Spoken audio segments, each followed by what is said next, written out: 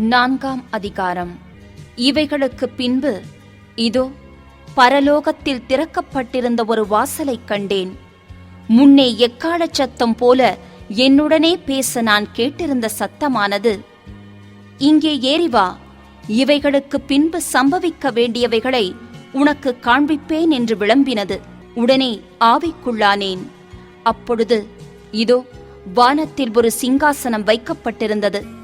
அந்த சிங்காசனத்தின் மேல் ஒருவர் வீற்றிருந்தார். வீற்றிருந்தவர் பார்வைக்கு வஜ்ரக் கல்லுக்கும் பதுமராகத்துக்கும் ஒப்பாயிருந்தார். அந்த சிங்காசனத்தைச் சுற்றி ஒரு வானவில் இருந்தது. அது பார்வைக்கு மரகதம் போல் தோன்றிற்று. அந்த சிங்காசனத்தைச் சூழ 24 சிங்காசனங்கள் இருந்தன. 24 மூப்பர்கள் வெண் வஸ்திரந்தரித்து தங்கள் சிரசுகளில் பொன்முடி சூடி அந்த சிங்காசனங்களின் மேல் உட்கார்ந்திருக்க கண்டேன். அந்த சிங்காசனத்திலிருந்து மின்னல்களும் இடி முழக்கங்களும் சத்தங்களும் புறப்பட்டன. தேவனுடைய 7 ஆவிகளாகிய 7 அக்கினி தீபங்கள் சிங்காசனத்திற்கு முன்பாக எரிந்து கொண்டிருந்தன. அந்த சிங்காசனத்திற்கு முன்பாக பளிங்கு கொப்பான கண்ணாடி கடல் இருந்தது. அந்த சிங்காசனத்தின் மத்தியிலும் அந்த சிங்காசனத்தைச் சுற்றிலும் 4 ஜீவன்கள் இருந்தன.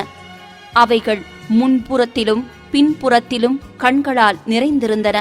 1ஆம் ஜீவன் சிங்கத்திற்கொப்பாகவும், 2ஆம் ஜீவன் காளைக்கொப்பாகவும், 3ஆம் ஜீவன் மனுஷ முகம் போன்ற முகமுள்ளதாகவும், 4ஆம் ஜீவன் பறக்கிற கழுகுக்கு ஒப்பாகவும் இருந்தன. அந்த 4 ஜீவன்களிலும் ஒவ்வொன்று அவ்வாறு சிறகுகள் உள்ளவைகளும் சுற்றிலும் உள்ளேயும் கண்களால் நிறைந்தவைகளுமாயிருந்தன. அவைகள் இருந்தவரும் இருக்கிறவரும் வருகிறவருமாகிய சர்வ வல்லமையுள்ள தேவனாகிய கர்த்தர் பரிசுத்தர் பரிசுத்தர் பரிசுத்தர் என்று இரவும் பகலும் ஓய்வில்லாமல் சொல்லிக் கொண்டிருந்தன. மேலும் சிங்காசனத்தின் மேல் வீற்றிருந்து சதா காலங்களிலும் உயிரோடு இருக்கிறவருக்கு அந்த ஜீவன்கள் மகிமையையும் கனத்தையும் ஸ்தோத்திரத்தையும் செலுத்தும் போது 24 மூப்பர்களும் சிங்காசனத்தின் மேல் வீற்றிருக்கிறவருக்கு முன்பாக வணக்கமாய் விழுந்து சதா காலங்களிலும் உயிரோடு இருக்கிறவரை தொழுது கொண்டு தங்கள் கிரீடங்களை சிங்காசனத்திற்கு முன்பாக வைத்து, கர்த்தாவே, தேவரீர் மகிமையையும் கனத்தையும் வல்லமையையும் பெற்றுக்கொள்ளுகிறதற்கு பாத்திரராயிருக்கிறீர். நீரே சகலத்தையும் சிருஷ்டித்தீர். உம்முடைய சித்தத்தினாலே அவைகள் உண்டாயிருக்கிறவைகளும் சிருஷ்டிக்கப்பட்டவைகளுமாயிருக்கிறது என்றார்கள். 5ஆம் அதிகாரம். அன்றியும் உள்ளும் புறம்பும் எழுதப்பட்டு 7 முத்திரைகளால் முத்திரிக்கப்பட்டிருந்த ஒரு புஸ்தகத்தை சிங்காசனத்தின் மேல் வீற்றிருக்கிறவருடைய வலது கரத்திலே கண்டேன். புஸ்தகத்தை திறக்கவும் அதன் முத்திரைகளை உடைக்கவும் பாத்திரவான் யார் என்று மிகுந்த சத்தமிட்டு கூறுகிற பலமுள்ள ஒரு தூதனையும் கண்டேன். வானத்திலாவது பூமியிலாவது பூமியின் கீழாவது ஒருவனும் அந்த புஸ்தகத்தை திறக்கவும் அதை பார்க்கவும் கூடாதிருந்தது. ஒருவனும் அந்த புஸ்தகத்தை திறந்து வாசிக்கவும் அதை பார்க்கவும் பாத்திரவானாக காணப்படாததினால் நான் மிகவும் அழுதேன். அப்பொழுது மூப்பர்களில் ஒருவன் என்னை நோக்கி, நீ அழ வேண்டாம். இதோ யூதா கோத்திரத்து சிங்கமும் தாவீதின் வேருமானவர் புஸ்தகத்தை திறக்கவும் அதன் 7 முத்திரைகளையும் உடைக்கவும் ஜெயங்கொண்டிருக்கிறார் என்றான். அப்பொழுது இதோ அடிக்கப்பட்ட வண்ணமாயிருக்கிற ஒரு ஆட்டுக்குட்டி சிங்காசனத்திற்கும் 4 ஜீவங்களுக்கும் மூப்பர்களுக்கும் மத்தியிலே நிற்க கண்டேன். அது 7 கொம்புகளையும் 7 கண்களையும் உடையதாயிருந்தது. அந்த கண்கள் பூமியெங்கும் அனுப்பப்படுகிற தேவனுடைய 7 ஆவிகளேயாம். அந்த ஆட்டுக்குட்டியானவர் வந்து சிங்காசனத்தின் மேல் உட்கார்ந்தவருடைய வலது கரத்திலிருந்த புஸ்தகத்தை வாங்கினார்.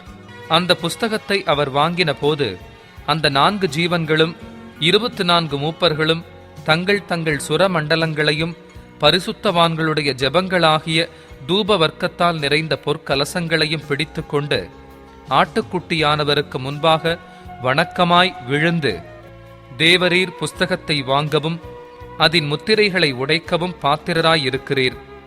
ஏனெனில் நீர் அடிக்கப்பட்டு சகல கோத்திரங்களிலும் பாஷைக்காரரிலும் ஜனங்களிலும் ஜாதிகளிலுமிருந்து எங்களை தேவனுக்கென்று உம்முடைய இரத்தத்தினாலே மீட்டுக்கொண்டு எங்கள் தேவனுக்கு முன்பாக எங்களை ராஜாக்களும் ஆசாரியர்களுமாக்கினீர். நாங்கள் பூமியிலே அரசாளுவோம் என்று புதிய பாட்டை பாடினார்கள். பின்னும் நான் பார்த்தபோது சிங்காசனத்தையும் ஜீவன்களையும் மூப்பர்களையும் சூழ்ந்திருந்த அநேக தூதர்களுடைய சத்தத்தை கேட்டேன். அவர்களுடைய இலக்கம் 10,000 10,000 இருந்தது. அவர்களும் மகா சத்தமிட்டு, அடிக்கப்பட்ட ஆட்டுக்குட்டியானவர் வல்லமையையும் ஐஸ்வர்யத்தையும் ஞானத்தையும் பலத்தையும் கனத்தையும் மகிமையையும் ஸ்தோத்திரத்தையும் பெற்றுக்கொள்ள பாத்திரனாயிருக்கிறார் என்று சொன்னார்கள். அப்பொழுது வானத்திலும் பூமியிலும் பூமியின் கீழும் இருக்கிற சிருஷ்டிகள் யாவும், சமுத்திரத்தில் உள்ளவைகளும் அவற்றுளடங்கிய வஸ்துக்கள் யாவும், சிங்காசனத்தின் மேல் வீற்றிருக்கிறவருக்கும் ஆட்டுக்குட்டியானவருக்கும் ஸ்தோத்திரமும் கனமும் மகிமையும் வல்லமையும் சதா காலங்களிலும் உண்டாவதாக என்று சொல்லக் கேட்டேன். அதற்கு 4 ஜீவன்களும் ஆமென் என்று சொல்லின. 24 மூப்பர்களும் வணக்கமாய் விழுந்து சதா காலங்களிலும் உயிரோடு இருக்கிறவரை தொழுது கொண்டார்கள். 6ஆம் அதிகாரம். ஆட்டுக்குட்டியானவர் முத்திரைகளில் ஒன்றை உடைக்கக் கண்டேன். அப்பொழுது 4 ஜீவன்களில் ஒன்று என்னை நோக்கி, நீ வந்து பார் என்று இடிமுழக்கம் போன்ற சத்தமாய்ச் சொல்லக் கேட்டேன். நான் பார்த்தபோது இதோ ஒரு வெள்ளை குதிரையை கண்டேன். அதின் மேல் ஏறியிருந்தவன் வில்லை பிடித்திருந்தான். அவனுக்கு ஒரு கிரீடம் கொடுக்கப்பட்டது. அவன் ஜெயிக்கிறவனாகவும் ஜெயிப்பவனாகவும் புறப்பட்டான். அவர் 2ஆம் முத்திரையை உடைத்தபோது 2ஆம் ஜீவனானது, நீ வந்து பார் என்று சொல்லக் கேட்டேன். அப்பொழுது சிவப்பான வேறொரு குதிரை புறப்பட்டது. அதின்மேல் ஏறி இருந்தவனுக்கு பூமியில் உள்ளவர்கள் ஒருவரையொருவர் கொலை செய்யத்தக்கதாக சமாதானத்தை பூமியிலிருந்தெடுத்து போடும்படியான அதிகாரம் கொடுக்கப்பட்டது. ஒரு பெரிய பட்டயமும் அவனுக்கு கொடுக்கப்பட்டது. அவர் 3ஆம் முத்திரையை உடைத்தபோது 3ஆம் ஜீவனானது, நீ வந்து பார் என்று சொல்லக் கேட்டேன். நான் பார்த்தபோது இதோ ஒரு கருப்பு குதிரையை கண்டேன். அதின்மேல் ஏறியிருந்தவன் ஒரு தராசை தன் கையிலே பிடித்திருந்தான்.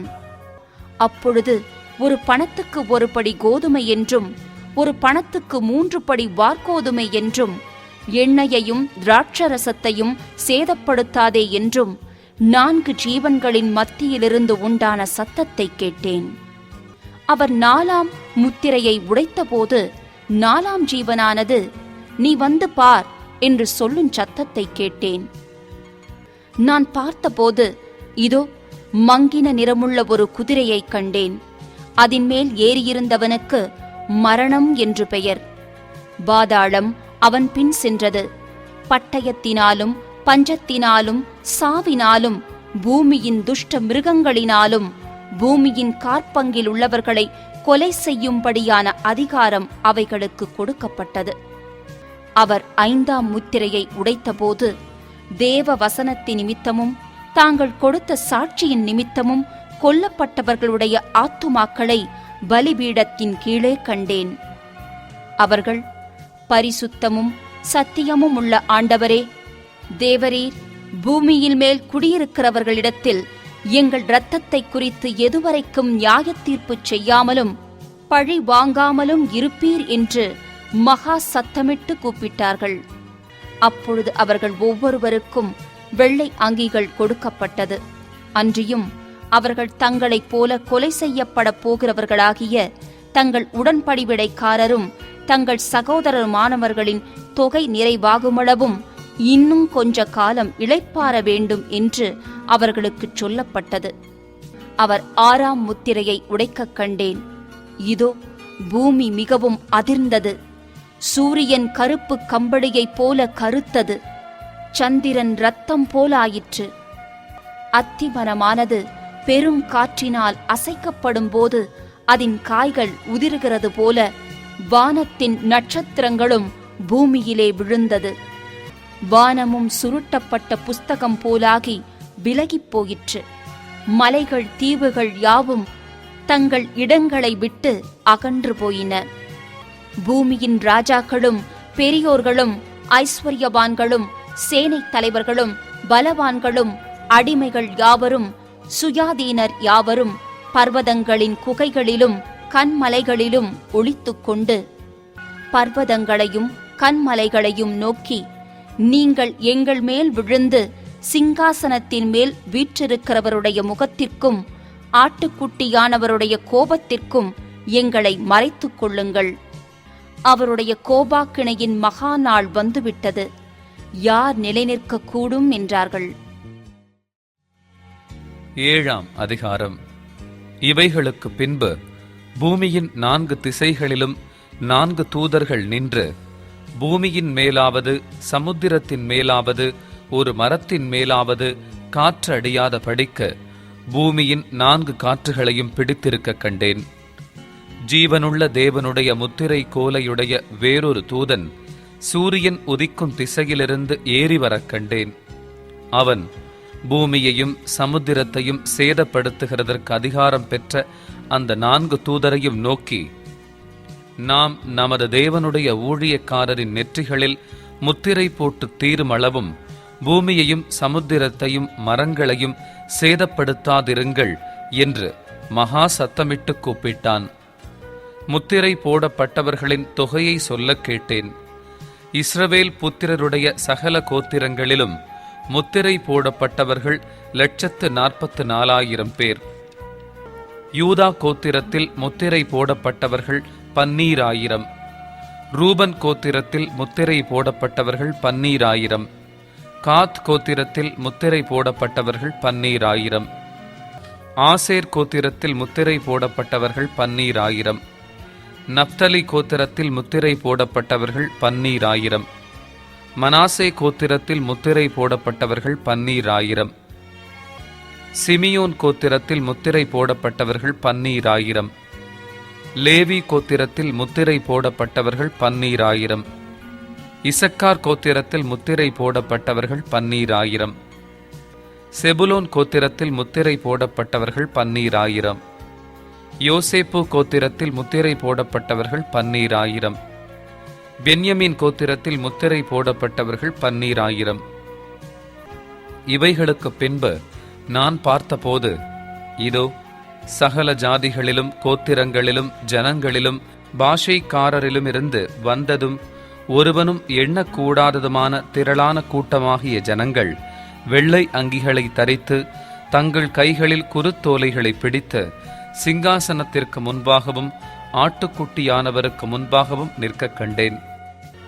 அவர்கள் மகா சத்தமிட்டு, இரட்சிப்பின் மகிமை சிங்காசனத்தின் மேல் வீற்றிருக்கிற எங்கள் தேவனுக்கும் ஆட்டுக்குட்டியானவருக்கும் உண்டாவதாக என்று ஆர்ப்பரித்தார்கள். தூதர்கள் யாவரும் சிங்காசனத்தையும் மூப்பர்களையும் 4 ஜீவன்களையும் சூழ நின்று சிங்காசனத்திற்கு முன்பாக முகங்குப்புற விழுந்து தேவனை தொழுது கொண்டு, ஆமென், எங்கள் தேவனுக்கு துதியும் மகிமையும் ஞானமும் ஸ்தோத்திரமும் கனமும் வல்லமையும் பெலனும் சதா காலங்களிலும் உண்டாவதாக, ஆமென் என்றார்கள். அப்பொழுது மூப்பர்களில் ஒருவன் என்னை நோக்கி, வெள்ளை அங்கிகளை தரித்திருக்கிற இவர்கள் யார்? எங்கே இருந்து வந்தார்கள் என்று கேட்டான். அதற்கு நான், ஆண்டவனே, அது உமக்கே தெரியும் என்றேன். அப்பொழுது அவன், இவர்கள் மிகுந்த உபத்திரவத்திலிருந்து வந்தவர்கள். இவர்கள் தங்கள் அங்கிகளை ஆட்டுக்குட்டியானவருடைய இரத்தத்திலே தோய்த்து வெளுத்தவர்கள். ஆனபடியால் இவர்கள் தேவனுடைய சிங்காசனத்திற்கு முன்பாக இருந்து இரவும் பகலும் அவருடைய ஆலயத்திலே அவரை சேவிக்கிறார்கள். சிங்காசனத்தின் மேல் வீற்றிருக்கிறவர் இவர்களுக்குள்ளே வாசமாயிருப்பார். இவர்கள் இனி பசி அடைவதுமில்லை, இனி தாகம் அடைவதுமில்லை. வெயிலாவது உஷ்ணமாவது இவர்கள் மேல் படுவதுமில்லை. சிங்காசனத்தின் மத்தியில் இருக்கிற ஆட்டுக்குட்டியானவரே இவர்களை மேய்த்து இவர்களை ஜீவ தண்ணீர் உள்ள ஊற்றுகள் அண்டைக்கு நடத்துவார். தேவன் தாமே இவர்களுடைய கண்ணீர் யாவையும் துடைப்பார் என்றான். 8ஆம் அதிகாரம். அவர் 7ஆம் முத்திரையை உடைத்தபோது பரலோகத்தில் ஏறக்குறைய அரை மணி நேரமளவும் அமைதல் உண்டாயிற்று. பின்பு தேவனுக்கு முன்பாக நிற்கிற 7 தூதர்களையும் கண்டேன். அவர்களுக்கு 7 எக்காளங்கள் கொடுக்கப்பட்டது. வேறொரு தூதனும் வந்து தூபங்காட்டும் பொற்கலசத்தை பிடித்து பலிபீடத்தின் படியிலே நின்றான். சிங்காசனத்திற்கு முன்பாக இருந்த பொற்பீடத்தின் மேல் சகல பரிசுத்தவான்களுடைய ஜெபங்களோடும் செலுத்தும்படி மிகுந்த தூபவர்க்கம் அவனுக்கு கொடுக்கப்பட்டது. அப்படியே பரிசுத்தவான்களுடைய ஜெபங்களோடும் செலுத்தப்பட்ட தூபவர்க்கத்தின் புகையானது தூதனுடைய கையிலிருந்து தேவனுக்கு முன்பாக எழும்பிற்று. பின்பு அந்த தூதன் தூப கலசத்தை எடுத்து அதை பலிபீடத்து நெருப்பினால் நிரப்பி பூமியிலே கொட்டினான். உடனே சத்தங்களும் இடி முழக்கங்களும் மின்னல்களும் பூமி அதிர்ச்சியும் உண்டாயின. அப்பொழுது 7 எக்காளங்களையுடைய 7 தூதர்கள் எக்காளம் ஊதுகிறதற்கு தங்களை ஆயத்தப்படுத்தினார்கள். முதலாம் தூதன் எக்காளம் ஊதினான். அப்பொழுது இரத்தம் கலந்த கல் மழையும் அக்கினியும் உண்டாகி பூமியிலே கொட்டப்பட்டது. அதனால் மரங்களில் 3 பங்கு வெந்து போயிற்று. பசும் புல்லெல்லாம் எரிந்து போயிற்று. 2ஆம் தூதன் எக்காளம் ஊதினான். அப்பொழுது அக்கினியால் எரிகிற பெரிய மலை போன்றதொன்று சமுத்திரத்திலே போடப்பட்டது. அதனால் சமுத்திரத்தில் 3 பங்கு இரத்தமாயிற்று. சமுத்திரத்திலிருந்த ஜீவனுள்ள சிருஷ்டிகளில் 3 பங்கு செத்துப் போயிற்று. கப்பல்களில் 3 பங்கு சேதமாயிற்று. 3ஆம் தூதன் எக்காளம் ஊதினான். அப்பொழுது ஒரு பெரிய நட்சத்திரம் தீவட்டியைப் போல எரிந்து வானத்திலிருந்து விழுந்தது. அது ஆறுகளில் 3 பங்கின் மேலும் நீரூற்றுகளின் மேலும் விழுந்தது. அந்த நட்சத்திரத்திற்கு எட்டி என்று பெயர். அதனால் தண்ணீரில் 3 பங்கு எட்டியைப் போல கசப்பாயிற்று. இப்படி கசப்பான தண்ணீரினால் மனுஷரில் அநேகர் செத்தார்கள். 4ஆம் தூதன் எக்காளம் ஊதினான். அப்பொழுது சூரியனில் 3 பங்கும், சந்திரனில் 3 பங்கும், நட்சத்திரங்களில் 3 பங்கும் சேதப்பட்டது. அவற்றில் 3 பங்கு இருளடைந்தது. பகலிலும் 3 பங்கு பிரகாசமில்லாமற் போயிற்று. இரவிலும் அப்படியே ஆயிற்று. பின்பு ஒரு தூதன் வானத்தின் மத்தியிலே பறந்து வரக் கண்டேன். அவன் மகா சத்தமிட்டு, இனி எக்காளம் ஊதப்போகிற மற்ற 3 தூதருடைய எக்காளச் சத்தங்களினால் பூமியில் குடியிருக்கிறவர்களுக்கு ஐயோ ஐயோ ஐயோ ஆபத்து வரும் என்று சொல்லக் கேட்டேன். 9ஆம் அதிகாரம். 5ஆம் தூதன் எக்காளம் ஊதினான். அப்பொழுது வானத்திலிருந்து பூமியின் மேல் விழுந்த ஒரு நட்சத்திரத்தை கண்டேன். அவனுக்கு பாதாள குழியின் திறவுகோல் கொடுக்கப்பட்டது. அவன் பாதாள குழியை திறந்தான். உடனே பெருஞ்சூளையின் புகையைப் போல அந்த குழியிலிருந்து புகை எழும்பிற்று. அந்த குழியின் புகையினால் சூரியனும் ஆகாயமும் அந்தகாரப்பட்டது. அந்த புகையிலிருந்து வெட்டுக்கிளிகள் புறப்பட்டு பூமியின் மேல் வந்தது. அவைகளுக்கு பூமியிலுள்ள தேள்களின் வல்லமை கொப்பான வல்லமை கொடுக்கப்பட்டது. பூமியின் புல்லையும் பசுமையான எந்த பூண்டையும் எந்த மரத்தையும் சேதப்படுத்தாமல் தங்கள் நெற்றிகளில் தேவனுடைய முத்திரையை தரித்திராத மனுஷரை மாத்திரம் சேதப்படுத்த அவைகளுக்கு உத்தரவு கொடுக்கப்பட்டது. மேலும் அவர்களை கொலை செய்யும் படிக்கு அவைகளுக்கு உத்தரவு கொடுக்கப்படாமல் 5 மாதம் அளவும் அவர்களை வேதனைப்படுத்தும் படிக்கு உத்தரவு கொடுக்கப்பட்டது. அவைகள் செய்யும் வேதனை தேளானது மனுஷரை கொட்டும் போது உண்டாகும் வேதனையைப் போலிருக்கும். அந்நாட்களில் மனுஷர்கள் சாவை தேடியும் அதை காணாதிருப்பார்கள். சாக வேண்டுமென்று ஆசைப்படுவார்கள். சாவோ அவர்களுக்கு விலகி ஓடிப்போம். அந்த வெட்டுக்கிளிகளின் உருவம் யுத்தத்திற்கு ஆயத்தம் பண்ணப்பட்ட குதிரைகளுக்கு ஒப்பாயிருந்தது. அவைகளுடைய தலைகளின் மேல் பொன்மயமான கிரீடம் போன்றவைகள் இருந்தன. அவைகளின் முகங்கள் மனுஷருடைய முகங்கள் போலிருந்தன. அவைகளுடைய கூந்தல் ஸ்திரீகளுடைய கூந்தல் போலிருந்தது. அவைகளின் பற்கள் சிங்கங்களின் பற்கள் போலிருந்தன. இருப்பு கவசங்களைப் போல மார்க்கவசங்கள் அவைகளுக்கு இருந்தன. அவைகளுடைய சிறகுகளின் இரைச்சல் யுத்தத்திற்கு ஓடுகிற அநேகம் குதிரைகள் பூண்ட ரதங்களின் இரைச்சலுக்கு ஒப்பாயிருந்தன. அவைகள் தேள்களின் வாள்களுக்கு ஒப்பான வாள்களையும் அந்த வாள்களில் கொடுக்குகளையும் உடையவைகளாய் இருந்தன. அவைகள் 5 மாதமளவும் மனுஷரை சேதப்படுத்துவதற்கு அதிகாரம் உடையவைகளாயிருந்தன. அவைகளுக்கு ஒரு ராஜன் உண்டு. அவன் பாதாளத்தின் தூதன். எபிரெய பாஷையிலே அபெத்தோன் என்றும் கிரேக்கு பாஷையிலே அப்பொல்லியோன் என்றும் அவனுக்கு பெயர். முதலாம் ஆபத்து கடந்து போயிற்று. இவைகளுக்கு பின்பு இன்னும் 2 ஆபத்துகள் இதோ வருகிறது. 6ஆம் தூதன் எக்காளம் ஊதினான்.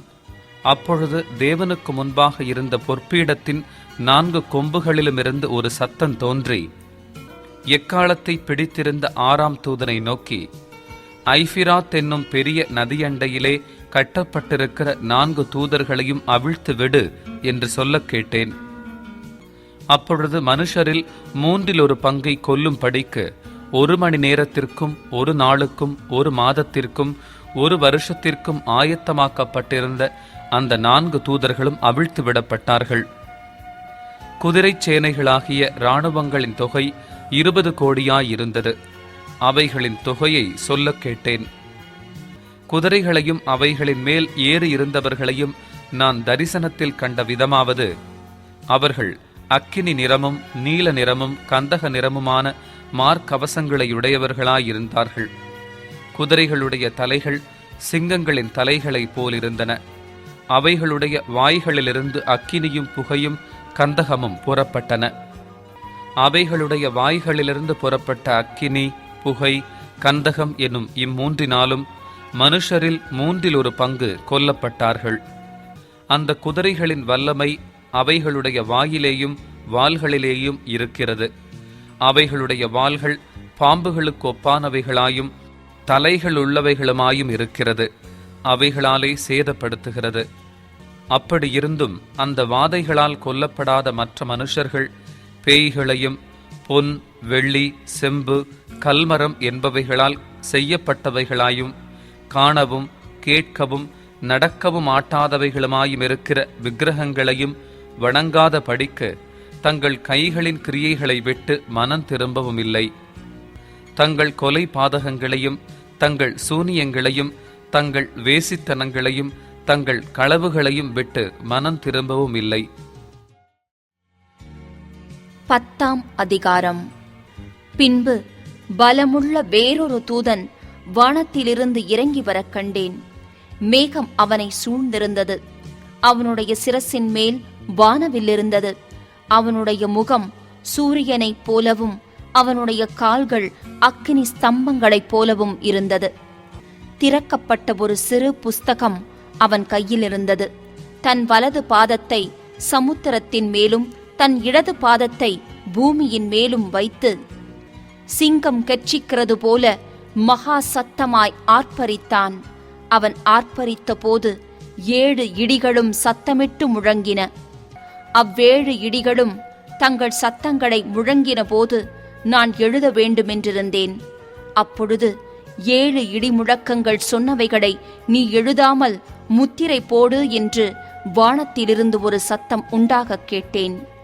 சமுத்திரத்தின் மேலும் பூமியின் மேலும் நிற்கிறதாக நான் கண்ட தூதன் தன் கையை வானத்திற்கு நேராக உயர்த்தி, இனி காலம் செல்லாது, ஆனாலும் தேவன் தம்முடைய ஊழியக்காரராகிய தீர்க்க தரிசிகளுக்கு சுவிசேஷமாய் அறிவித்தபடி 7ஆம் தூதனுடைய சத்தத்தின் நாட்களிலே அவன் எக்காளம் ஊதப்போகிற போது தேவ ரகசியம் நிறைவேறும் என்று வானத்தையும் அதில் உள்ளவைகளையும் பூமியையும் அதில் உள்ளவைகளையும் சமுத்திரத்தையும் அதில் உள்ளவைகளையும் சிருஷ்டித்தவரும் சதா காலங்களிலும் உயிரோடு இருக்கிறவருமானவர் மேல் ஆணையிட்டு சொன்னான்.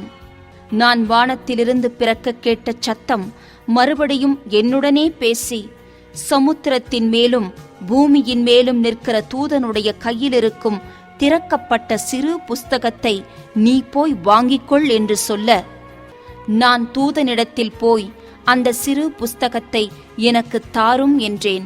அதற்கு அவன், நீ இதை வாங்கி புசி, இது உன் வயிற்றுக்கு கசப்பாயிருக்கும், ஆகிலும் உன் வாய்க்கு இது தேனைப் போல மதுரமாயிருக்கும் என்றான்.